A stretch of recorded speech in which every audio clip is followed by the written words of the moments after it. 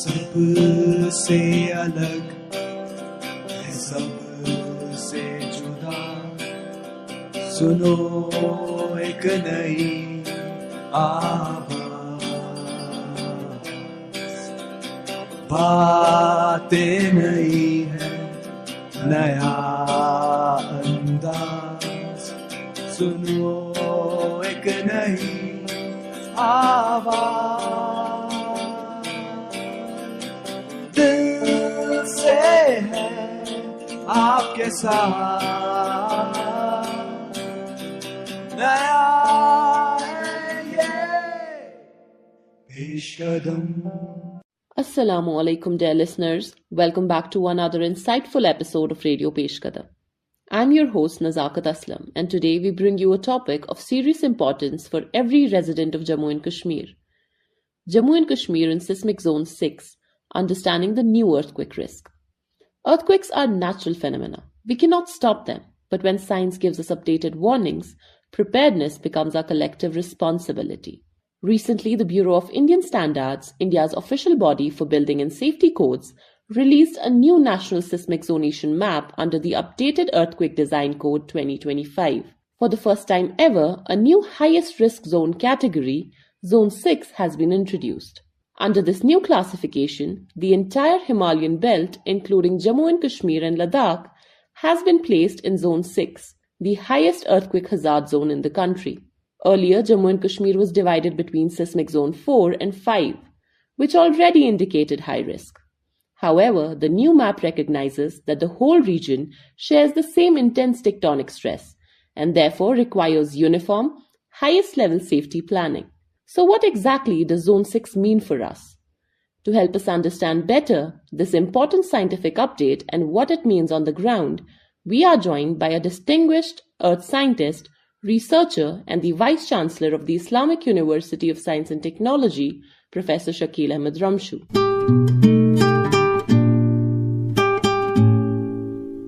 Sir, scientifically and practically speaking, what does the new Seismic Zone 6 classification mean for Jammu and Kashmir? ہم پہلے 4 میں تھے 5 میں. Some of the areas in Jammu Kashmir were lying in seismic zone 4 and 5.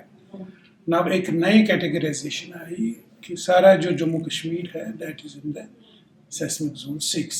In a way it emphasizes کہ we are very vulnerable. Again جو بات جو historically ہمیں پتہ بھی ہے کہ یہاں earthquakes بہت ہی common ہے, floods بھی common ہے, earthquakes بھی common ہے, landslides بھی common ہے, avalanches بھی common ہے.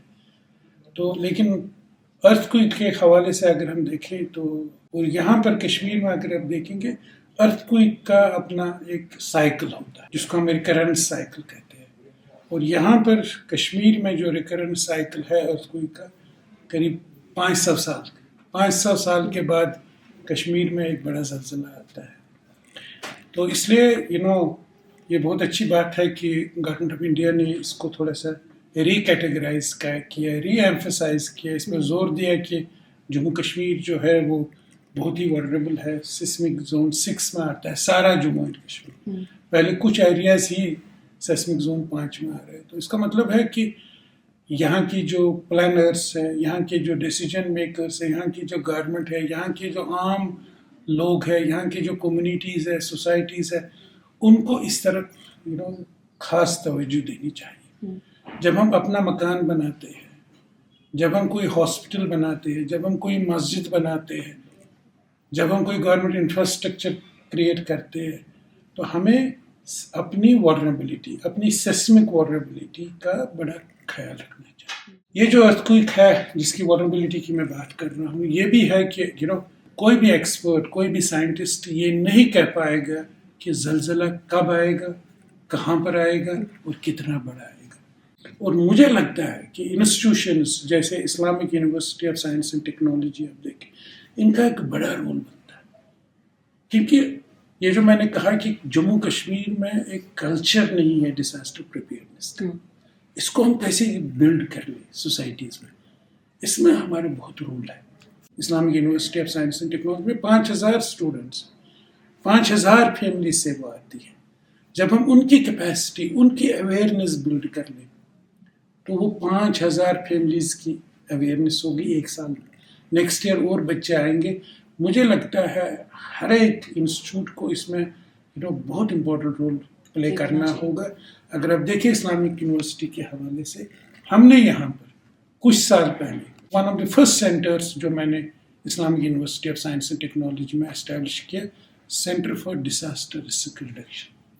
اور ان کو میں نے میجر کام یہی دیا کہ آپ کو different stake holders, different segments of society میں کیپیسٹی بلڈنگ کریٹ کرنی, چاہے وہ گورنمنٹ ہو, چاہے وہ پالیسی میکر ہو, چاہے وہ اسٹوڈنٹس ہو, چاہے وہ عام ناگرک ہو, عام کمیونٹی کا ایک بندہ ہو, ہر ایک کو, ریلیجیس لیڈرز. آپ نے اس سال ابھی تک جو ہے قریب 7 کے قریب کیپیسٹی بلڈنگ لانچ کی, جس میں NGOs بھی آئے, امام صاحبان بھی آئے, گورنمنٹ کے انجینئرس آ گئے, ڈفرینٹ لائن ایجنسیز سے آ گئی, ٹیچرز بھی آ گئے, کمیونٹیز بھی آ گئی, اور بھی 3-4 ہم اس سال لوگ 31 مارچ تک کر رہے ہیں. مجھے لگتا ہے یہ جو اویئرنیس جو میں کہہ رہا ہوں, جو مشن ہونا چاہیے to create a disaster conscious society, اس میں ہر ایک انسٹیٹیوٹ کو گورنمنٹ کے ساتھ جڑنا چاہیے, اور یہ ولیج لیول تک ہمیں لینا ہوگا, پنچایت لیول تک,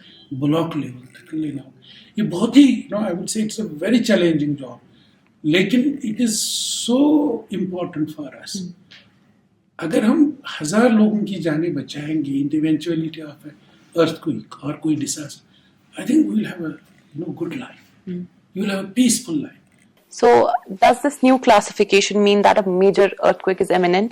Or how should people interpret the risk without creating undue fear?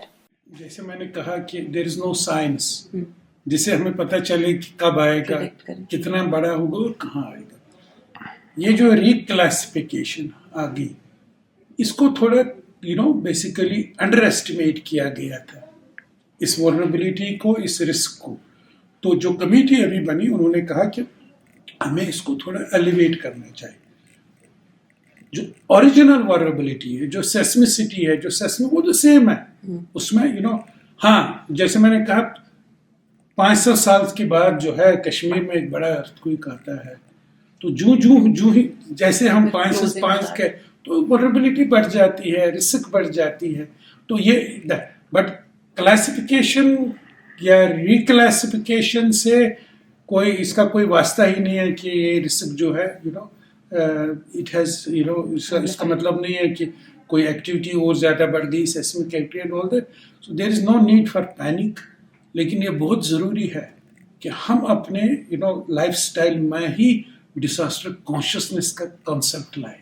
If you were to leave our viewers with one clear takeaway from today's discussion, what would that be? جیسے میں نے کہا, اگر آپ مجھے بتائیں گے کہ سب سے میجر کنسرن کیا ہونا چاہیے, بہت سے لوگوں کو بہت کنسرنز ہے, روزگار کا کنسرن ہے, اور بھی بہت سے کنسرن ہیں, لیکن مجھے لگتا ہے as a community, as a society at large, I mean disaster vulnerability, particularly earthquake vulnerability, should be a major concern. We don't need really to get scared of these, but we need to be ready to meet the eventuality. تو اس کے لیے ہمیں in order to reduce the impacts of this, ہمارے جان پر, ہمارے مال پر کیا کر سکتے ہیں, ہمیں تو پورا پتہ ہونا چاہیے. میرے گھر میں مجھے یہ چیزیں ڈسکس کرنی چاہیے اپنے بزرگوں کے ساتھ. اگر ہمارے گھر میں کوئی بزرگ ہے, خدا نہ خواست اگر آج رات کو زلزلہ آیا, تو اس بزرگ کو ہم کیسے ایویکیٹ کریں, کیسے باہر لائیں گے. بچہ ہے کوئی چھوٹا سا, ہمارے we should think about that, these things. We should simulate this. I think we will have to confront it. یہ realities of the life ہے. ہم نے دیکھا 2014 کے فلڈس کے وہ ویژولز جب آتے ہیں ہماری ذہن میں, کیسے لوگ ٹاپ فلور پہ وہ ٹریپ ہوئے, there was nobody to rescue them. تو یہ چیزیں ہمیں بہت امپورٹنٹ ہے کہ ہمیں we should join hands as families, as individuals, as communities, as societies and as a larger جس میں گورنمنٹ کا بھی ایک امپورٹنٹ رول ہے, گورنمنٹ کے ساتھ بھی جڑنا چاہیے. That was an extremely insightful conversation with Professor Shakeel Ahmed Ramshu, who helped us understand why awareness, responsible construction, and preparedness are essential for living safely in a seismically active region like ours. As residents of Jammu and Kashmir, we may not control natural forces, but we can control how prepared we are. Thank you for tuning in to Radio Pesh Kadam. Stay informed, stay prepared, and help keep your community safe. Until next time, Allah Hafiz.